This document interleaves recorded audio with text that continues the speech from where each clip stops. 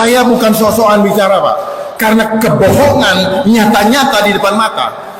Televisi semua dikuasai, mainstream dikuasai oleh mereka, dan itu dibayar sebelum dimainkan. Dimainkan lewat apa? Sosialisasi. Sosialisasi itu adalah propaganda. Supaya apa? Tertanam di alam bawah sadar, psikologi intelijen, bahwa nanti akan terjadi begini-begini.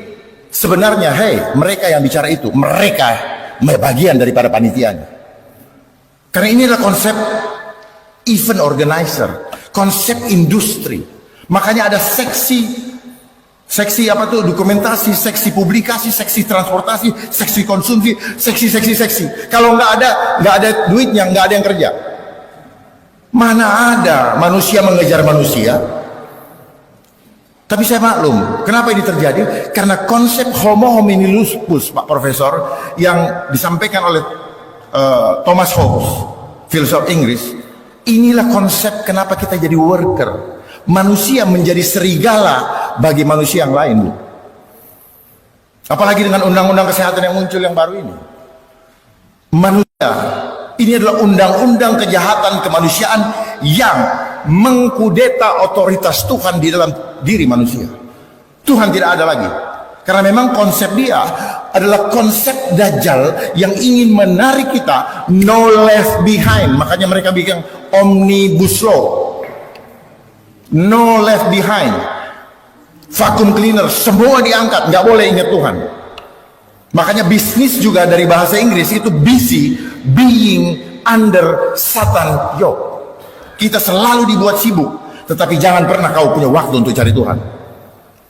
Apa yang Ibu sampaikan tadi mengenai kelompok pelangi yang Bapak sampaikan tadi, Pak Laksamana, kelompok pelangi itu sudah diprogram sejak TK. Sadar tidak, gurunya semua perempuan. Sehingga yang laki menjadi kelaki-lakian, yang wanita melihat gurunya adalah sosok yang tangguh. Dia pulang ke rumah, bapaknya masih cari duit, dia nggak ketemu bapaknya. Dia lihat ibunya selalu menjadi sosok pelindung bagi dia. Sehingga yang wanita menjadi kelaki-lakian. Ini adalah permainan psikologi, Pak. Permainan alam bawah sadar. Terus juga kemudian muncullah namanya emansipasi wanita lewat hak asasi manusia. Paham tidak udang di balik batunya? Udang di balik batunya adalah anak dijauhkan dari ibunya. Sadar atau tidak, lewat kesulitan ekonomi, kesulitan apa, sehingga ini menjadi naskah akademik, menjadi alasan pembenar. Termasuk membuat undang-undang selalu menggunakan naskah akademik, bukan? Untuk pembenaran tentang apa yang niat udang di balik batu daripada apa yang maksudnya. Jadi semua program-program yang ada selalu berbicara yang muluk-muluk, tapi maksud di balik itu justru kebalikan daripada kemulukan itu. Mau mengentaskan kemiskinan, tapi tujuannya adalah membuat semakin miskin. Dan akhirnya ini adalah pengkondisian. Jadi apa yang terjadi di antara kita selama ini adalah pengkondisian lewat protokol. Protokol itu maknanya apa? Protokol itu maknanya apa? Rekayasa. Itu namanya pengkondisian. Nah, yang terjadi di antara kita, karakter, keadaan, ekonomi dan semua itu terkondisi. Ini yang disebut by design. Ya. Makanya banyak orang kebingungan. Kita hanya selalu lihat dampaknya. Kayak pemadam kebakaran, kok bisa begini, kok dia begitu, kok gitu. Akar masalahnya dong cari.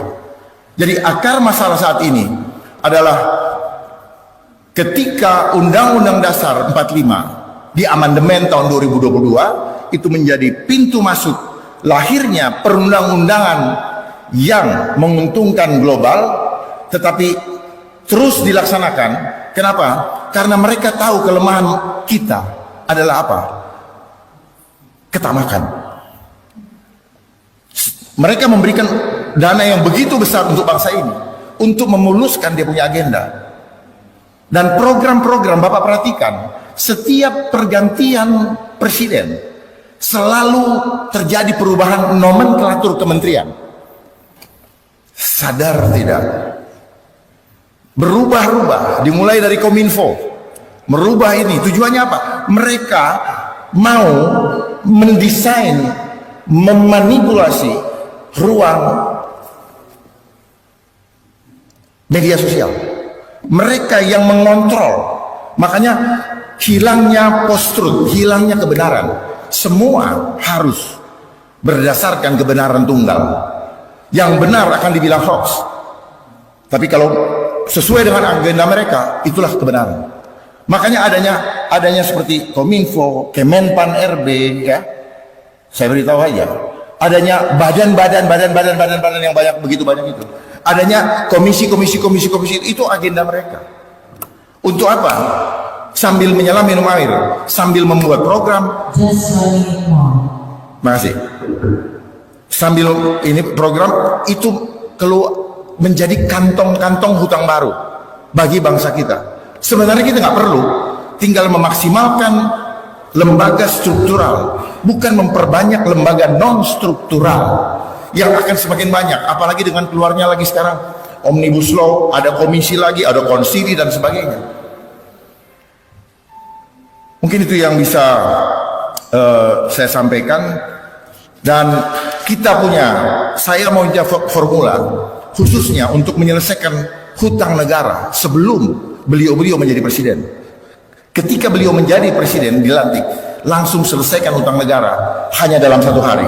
Saya punya formulanya.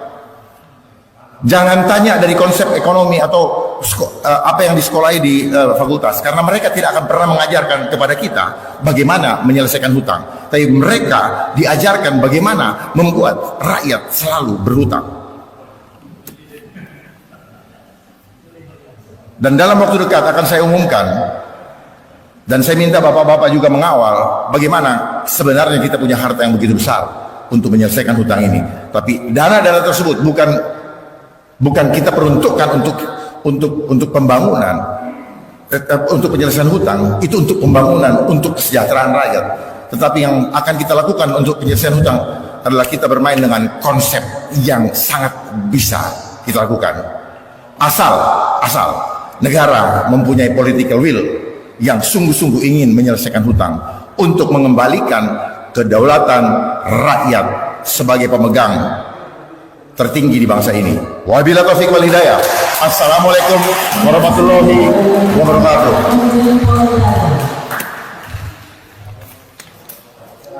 Baik, selanjutnya kami persilakan